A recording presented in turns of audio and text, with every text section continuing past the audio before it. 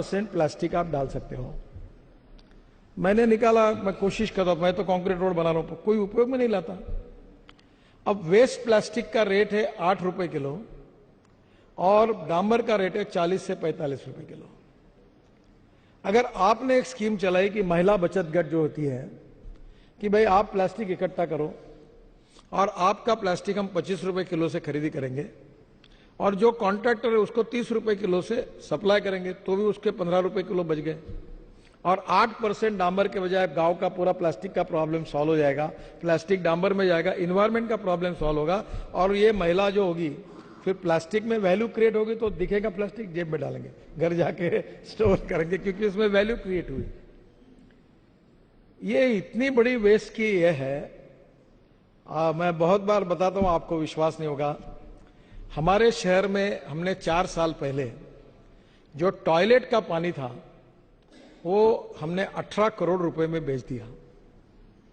अब आप उम्मीद कर सकते हैं कि टॉयलेट का पानी बेचा जा सकता है। 18 करोड़ महाराष्ट्र सरकार खरीदती है, रिसाइकलिंग करके वो कोराडी और खापरखेड़ा के पावर प्रोजेक्ट के लिए यूज कर रहे हैं। और अभी 10 दिन पहले हमने एग्रीमेंट नया किया और पानी दे रहे, और हमको साल के म्यूनिसिपल कारपोरेशन कितने मिलेंगे पता है आपको? 78 करोड़। केवल टॉयलेट का पानी बेचकर हमको 78 करोड़ मिल रहे हैं। तो मैं कहता हूं कि no one is waste, you can convert waste into wealth. चाहे कोई इंसान भी वेस्ट नहीं है, चाहे कोई मटेरियल भी वेस्ट नहीं है।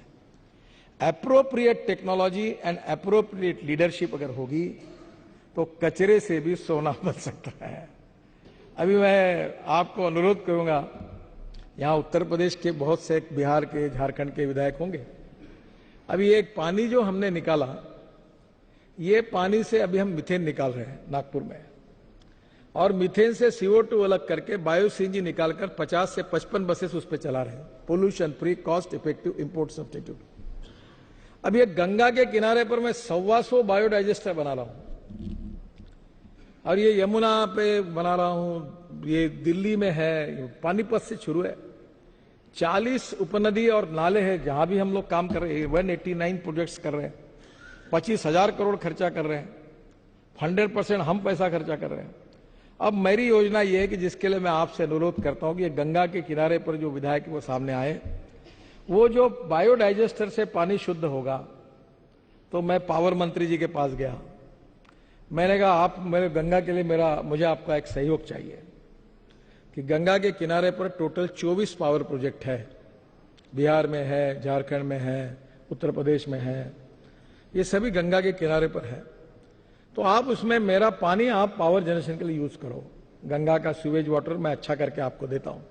ये पाइपलाइन से पहुंचा तो 1 पैसा शायद बिजली महंगी होगी, पर शायद सस्ता भी हो सकता है।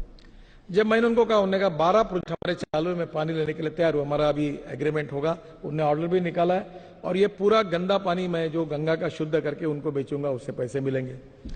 फिर मैं रेलवे मिनिस्ट्री के पास गया, मतलब आपकी जो गंगा के किनारे पर रेलवे स्टेशन है, जो गाड़ियां जाती हो धोते हो, तो गाड़ी धोने के लिए हमारा पानी यूज करो, आप खरीद लो तो उससे पैसे मिलेंगे।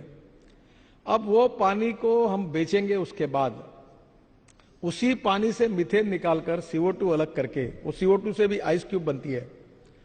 आज बड़े बड़े 5 स्टार होटल में जो ड्रिंक्स लेते हैं तो जो आइस क्यूब होती है वो इससे बनते हैं। तो मैंने उनको कहा कि आप एक काम करिए कि ये जो बायो CNG है, इससे बसेस चलेगी, ट्रक चलेगी, ये सब बातें संभव है। तो गंगा ये हमारे लिए वरदान बन सकती है, हमारे रोजगार का साधन बन सकती है। अभी मैं परसों टुटीकोरिन गया था तमिलनाडु में, और मैं सोच रहा था कि इतना धूप थी, पानी नहीं है, सब लोग अस्वस्थ हो रहे थे। तो मैंने कुछ इंजीनियर्स को बुलाया था, और अब ये नई कल्पना ऐसी मेरे मन में आउट ऑफ बॉक्स बातें बहुत आती है। तो मैंने उनको कहा कि ये जो चेन्नई में आप पीने का पानी दे रहे हैं, जिसका डिसैलिनेशन कर रहे हैं, ये कॉस्ट कितनी आती है?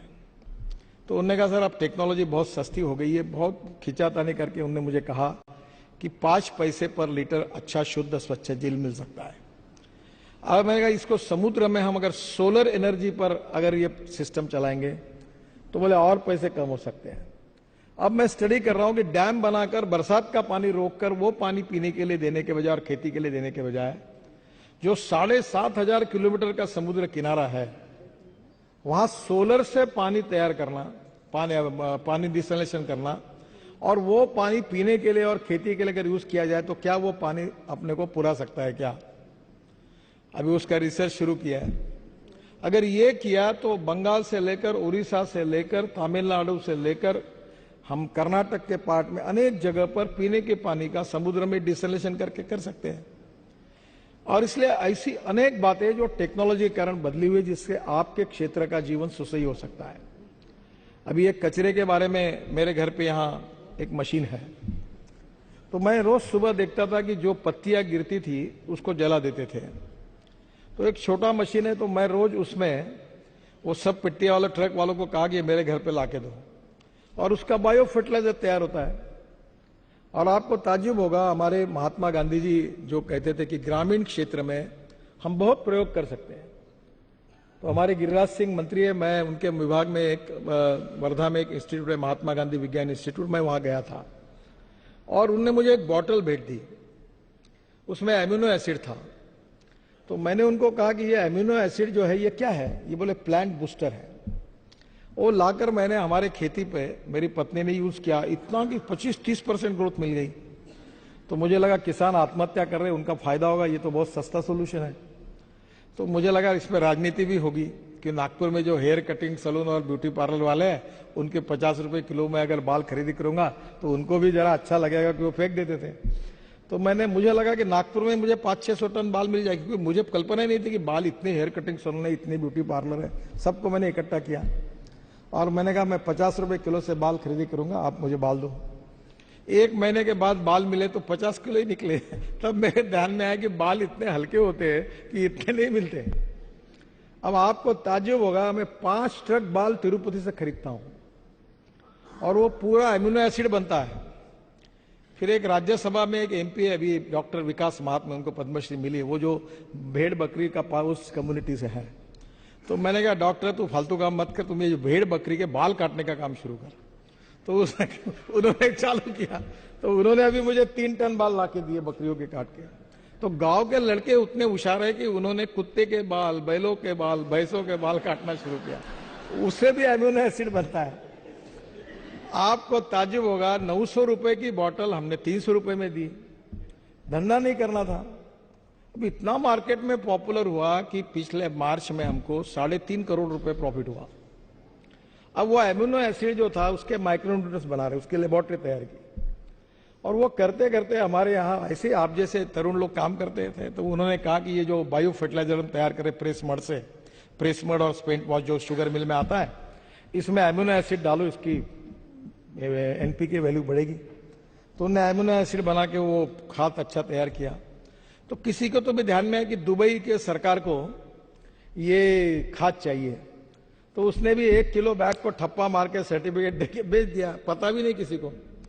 दुबई के सरकार का लेटर आया कि आपका खाद अप्रूव हुआ। बाद में पता लगा कि सबसे अच्छा वही खाद था और 180 करोड़ रुपए का ऑर्डर मिला। और अभी बाल कम पड़ रहे हैं, अभी वो पूरा एक्सपोर्ट हो रहा है। अभी 90 कंटेनर चले गए और बाल कम है। तो अभी मैं कहता हूं बच्चों को कोमड़ी के लाओ, और कोई कुत्ते के लाओ, बकरी के लाओ, भैंसों के लाओ, बाल चाओ।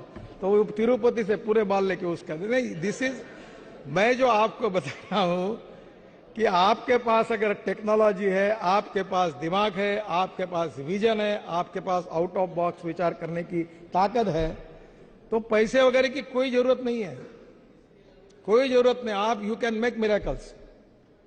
मैं मेरे विभाग में अभी तक 8.5 लाख करोड़ रुपए के काम कर चुका हूं। लोगों को समझ में नहीं आता क्योंकि वो फाइनेंस ज्यादा समझते, बोलते हैं इनका बजट 71,000 करोड़ का, 3 साल में मिलकर 2-2.5 करोड़ या 8.5 लाख करोड़ कहां से लाया इसने। अच्छा, मैं भी ऊपर में बोलता हूं मेरी एक बार डायरी में लिख लेना, नहीं हुई तो मुझे सवाल पूछना। और जो बोलते हो सब हो रहे, रोड फटाफट हो रहे, पूरे हो रहे। तो लोग मुझे पूछते पैसा कहां से लाते हो। आपने अखबार में पढ़ा होगा कि 10 दिन पहले हमने हमारे 9 प्रोजेक्ट को मोनेटाइज किया और इसकी कीमत थी 6,000 करोड़ और वर्ल्ड कंपटीशन हुई। और आपको ताज्जुब होगा कि हमने जब प्रोजेक्ट में टेंडर खोला तो हमको 6,000 करोड़ के बजाय 10,000 करोड़ मिले, 10,000 करोड़। मैं हमारी कोचिन शिपयार्ड करके कंपनी है, उसके लिए पैसा खड़ा करना था। मैं मुंबई स्टॉक एक्सचेंज जा रहा था, मेरे सेक्रेटरी इनकम टैक्स कमिश्नर है, उन्होंने कहा sir today is not a good day. What the problem? बोले इंडेक्स 300 पॉइंट नीचे गया। मतलब फिर क्या होगा? बोले आज अपना बॉन्ड कोई लेगा नहीं, आज नहीं जाएंगे, कैंसिल करेंगे। बोले ऐसा नहीं है, एक बार जो हुआ सो हुआ, जाना है अपने को।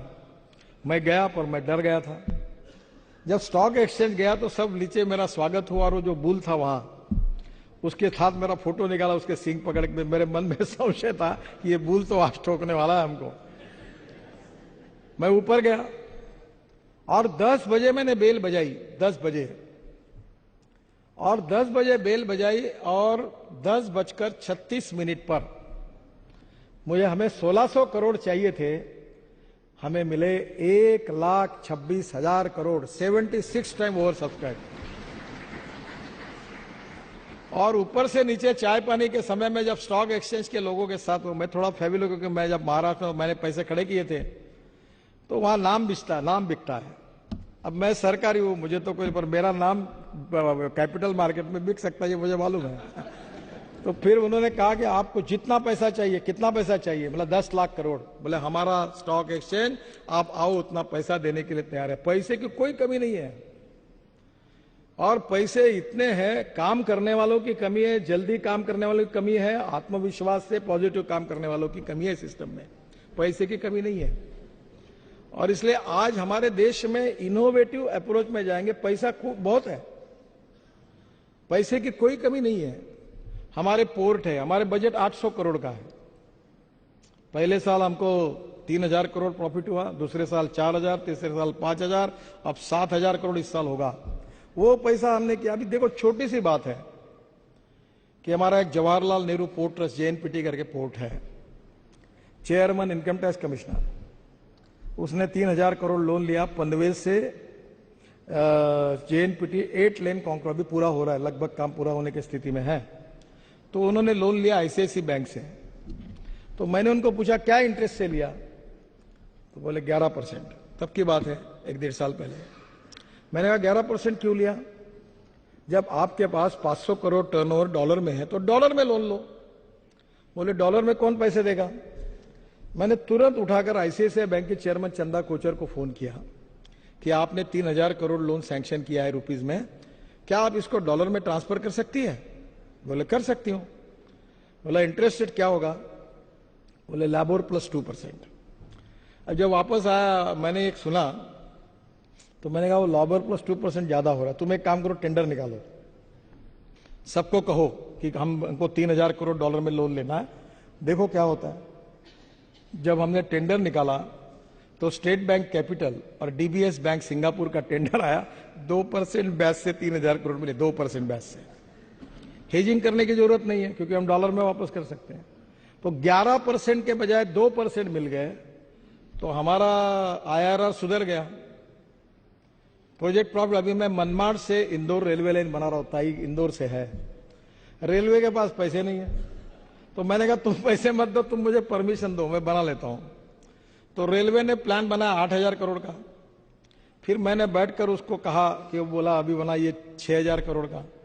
अब वो होने के बाद वो बोला पैसे कहां से? बोला 10% सरकार देगी, 10% 20% JNPT देंगी। स्टेट गवर्नमेंट ने हाथ ऊपर कर दिए, बोला हमारे पास पैसे नहीं है। मतलब ठीक है भाई, तुमको कमाई करके दूंगा, 6,000 करोड़ की रेलवे लाइन बनाऊंगा, उसका GST आपको मिलेगा, वो आपका प्रॉफिट होगा। अब एक काम करो कि इसमें जो सरकारी जमीन है वो मुझे फुकट में दे दो, उसका पैसा चार्ज मत करो। उनने मान्य किया। अब मैं 6,000 करोड़ की रेलवे लाइन बना रहा हूं, और उसमें देवास और इंदौर से 47,000 कंटेनर रोज JNPT जाते हैं, और अहमदाबाद टू मुंबई ये ट्रैफिक जाम है, 8-8 दिन ट्रेन रुक जाती है। अब सब ट्रेन इधर से जाएगी और उधर से ये बैकवर्ड एरिया डेवलप हो जाएगा। देखिए इतने होशियार लोग हैं हमारे देश में। दिल्ली से मुंबई ये हम एक्सप्रेस हाईवे बनाने की बात सोच रहे हैं, नया। अब ये एक्सप्रेस हाईवे नया बनाना है, कितना खर्चा लगेगा? 60-70 हजार करोड़ रुपए लगेंगे। तो मेरे साथ एक IIT इंजीनियर काम करता है, बड़ा होशियार है, वो बहुत ही अच्छे सजेशन देता है। उसने एक दिन मुझे कहा सर एक वे आउट है। बोले क्या? बोले दिल्ली से जयपुर तो आप बना रहे हो एक्सप्रेस हाईवे, वो भी हम लोग ऐसे एरिया से जा रहे हो, अनडेवलप एरिया से। जो रिंग रोड फंसा था राजस्थान का 3 साल से, एक मीटिंग में बैठकर मैंने प्रॉब्लम सॉल्व किया, 1 साल में बनेगा, अगले बार मैं इनॉग्रेशन को जाऊंगा। तो रिंग रोड भी बन रहा है। तो मैंने, और रिंग रोड के पास से हम लोग, मुझे थोड़ा जागरूक है मालूम नहीं, अलवर से सवाई माधोपुर और सवाई माधोपुर से वडोदरा, और वडोदरा तो मुंबई 44,000 करोड़ का एक्सप्रेस हाईवे ऑलरेडी हम बना रहे हैं। तो मैंने कहा 8 लेन 10 लेन बड़ा हाईवे बनाएंगे। अब इसमें कहां हमारा इकोनॉमिक्स फायदे में, मैं आपको बताता हूं। अगर हम डेवलप एरिया से जाते तो लैंड एक्विजिशन कॉस्ट 5 से 7 करोड़ रुपए पर किलोमीटर थी। हमने पूरा बैकवर्ड एरिया, ट्राइबल एरिया, जहां कुछ इंडस्ट्री ने, ऐसा पूरा एरिया लिया और रोड कर उसका विकास भी होगा, तो हमारा लैंड एक्विजिशन का रेट 50 से 60 लाख रुपए पर किलोमीटर आया, यानी 7 करोड़ के बजाय 60 लाख। तो लैंड एक्विजिशन कॉस्ट कम हो गई, और दिल्ली से मुंबई हम 10 घंटे में ले जाएंगे आपको, 10 घंटे में, और बड़ा रोड बन जाएगा, सस्ता हो जाएगा, वायबल हो जाएगा।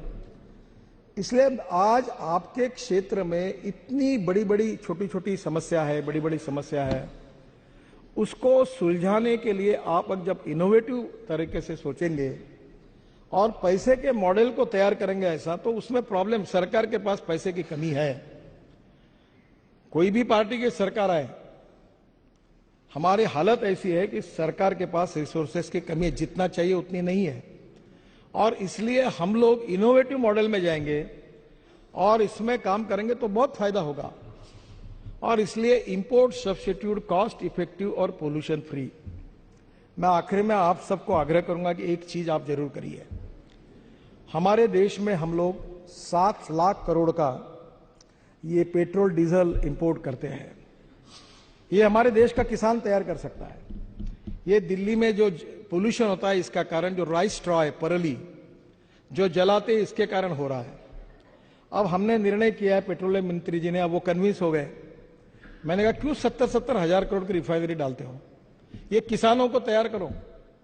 और अभी फर्स्ट जनरेशन इथेनॉल यानी मोलाइसेस टू इथेनॉल बनता है। सेकंड जनरेशन इथेनॉल यानी cotton straw, wheat straw, rice straw, bagasse और बांबू, पूरे नॉर्थ ईस्ट पे बांबू बड़ा हुआ है, उससे इथेनॉल बनता है। और थर्ड जनरेशन इथेनॉल यानी कॉर्न, राइस कट, इससे बनता है। अब भारत सरकार ये पॉलिसी बनाई, कैबिनेट के पास आई है। अब इससे एक नया रिवोल्यूशन हो रहा है। अब गेहूं और चावल लगाकर किसानों की तस्वीर नहीं बदल सकती। 1 टन राइस स्ट्रॉ से, परली से 280 लीटर इथेनॉल तैयार होता है। और मैं कोई भी चीज प्रूफ के सिवा बात नहीं करता। मैंने उस दिन नीतीश कुमार मेरे घर पर आए थे, उस दिन बजाज ने एक बाइक, एक ऑटो रिक्शा, एक इलेक्ट्रिक ऑटो मेरे घर पे लाई थी। 100% बायो इथेनॉल पर बाइक चलती है, ऑटो रिक्शा चलता है। और मेरे शहर में 55 एयर कंडीशन बसेस चलती, ग्रीन बसेस, जो ये किसानों के तैयार की हुई, बांबू से बनेगा, ये राइस स्ट्रॉ से बनेगा। और ये निर्णय अब भारत सरकार ने किया है। और अमेरिका, ब्राजील और कनाडा में ये है कि एक ही पेट्रोल, यही टोयोटो, होंडा, फोर्ड, बीएमडब्ल्यू, यही गाड़ियां हैं वहां, उसमें लिखा है फ्लेक्स इंजन। उसमें आप 100% पेट्रोल डालो या 100% इथेनॉल डालो। अब मैं आपको बता रहा हूं, ये पूरा ethanol, bio CNG, bio diesel, methanol, इसी पर एक बार कभी बैठेंगे, मैं आपको बताऊंगा। हमारे देश के गांवों की हालत ही बदल देगा। जो बगास निकलता है उससे भी इथेनॉल बनता है। अब इसके कारण पूरे कम से कम देश में 5 लाख करोड़ की इन्वेस्टमेंट आ सकती है और 50 लाख ग्रामीण क्षेत्र में युवाओं को रोजगार मिल सकता है। और उसके 2 लाख करोड़ का भी इंपोर्ट हमने कम किया, तो ये इंपोर्ट कम करके पूरा पैसा देश के किसानों के पास जाएगा और देश की रूरल और एग्रीकल्चर इकोनॉमी बदल जाएगी। और ये जितनी बातें मैं बता रहा हूं उतनी पूरी सिद्ध हुई, और मैं मंत्री हूं इसके नियम मैंने तैयार किए, सब टेक्निकली साइंटिफिकली सब ठीक कर दिया है। और आपके यहां ये आपने ऐसे इनिशिएटिव लिए तो आपके क्षेत्र में हजारों युवाओं को काम मिलेगा। अब इंडियन ऑयल और भारत पेट्रोलियम के बजाय हमारे किसानों ने तैयार किए हुए फ्यूल पर, वो भी पोल्यूशन कम करता है, cost effective, import substitute, pollution free, indigenous. 1 litre petrol की कीमत 80 रुपए, 1 लीटर डीजल की कीमत 60 रुपए और 1 लीटर इथेनॉल की कीमत 42 रुपए। पर कैलोरिक वैल्यू कम है तो इक्विवेलेंट टू आएगी 47 रुपीज। और उतनी ही बिजली पे कार चलाओगे तो कीमत है 10 रुपए। क्यों हम इंपोर्ट कर रहे हैं, क्यों पोल्यूशन बढ़ा रहे हैं, क्यों नहीं हमारे देश में इसको हम तैयार करें। ये उससे भी अच्छा फ्यूल है। और अब भारत सरकार में हमने इसको गति दी है। आपके कचरे से, आपके बायोमास से, आप अगर ये काम जोरों में, आपके पास बांस है, अब बांस का कितना उपयोग है। मैंने 3 शर्ट बांस के बनाए हुए प्रधानमंत्री को दिए, 70% बांस, 30% कॉटन। इतने सुंदर शर्ट है कि आपने जितने कपड़े पहने उससे फाइन शर्ट है। जर्सी बनी है, बांस से आचार बनता है। हाँ।